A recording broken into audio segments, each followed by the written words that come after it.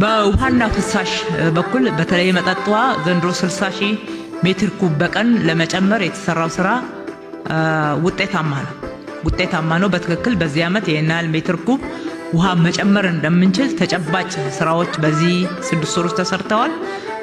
በዚህ ልክም የውሃ ጭማሬ ይኖረናል። በፍሳሽ ማጣሪያ በኩል ወደ 8 የሚሆኑ የፍሳሽ ማጣሪያዎች አንደር ኮንስትራክሽን ናቸው። 7ቱ በወንዞች ዳርቻዎች ላይ ብክለትን ለመከላከል እየሰራን ያለናቸው ናቸው። አሁን የኤሌክትሮ ሜካኒካል ስራ ካልሆነ በስተቀር ሲቪል ስራዎች ተጠናቀዋል። ትልቁ የፍሳሽ ማጣሪያ ደግሞ ከዓለም ባንክ ጋር ሆነን ከዛ በተገኘ ፋይናንስ እየተሰራ ያለው አውሳ ራሱ እያሰራ ያለው ነው። በዛም በኩል ስራዎች ላይ ትኩረት አድርጎ በመስሪያ ቤቱ ችግሮችን በፍጥነት በመቅረፍና ተገቢውን ዲሊቨሪ በተገቢው ሰዓትና ፍጥነት ጥራት በመስራት በኩል ምንኮራበት መስሪያ ቤት እየሆነ መጥቷል ማለት ነው። በተለይ የፍሳሽ መስመር ዝርጋታ አዲስ አበባ ላይ ቤዚክ የሆነ ብሬክ ስሩ የሚባል ልትኮሩበት የሚገባ የከተማው የፍሳሽ ስርዓት ኔትወርኩ ተጠንቶ በዛ መሰረት ነው እየተሰራ ያለው።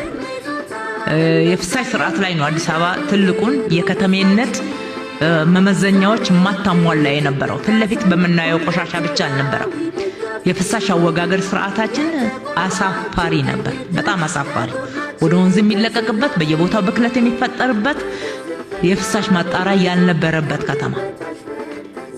በለውጡ ዋዜማ ላይ ያለቀው አንድ ያቃቂ የፍሳሽ ማጣሪያ የነበረን ነው። ዛሬ 43 ደርሰናል። ከዛ አንፃር የተሰሩ ስራዎች ከተማዋን ለነዋሪው ምቹ ማድረግ፣ ንጹህ፣ ጽዱ፣ አረንጓዴ ማድረግ የምንለው አንዱ ፍሳሽ ላይ በሰራነው ስራ የፍሳሽ አወጋገር ስርዓት ላይ እያመጣን ባለነው ለውጥ ነው የሚመዘነው ማለት ነው።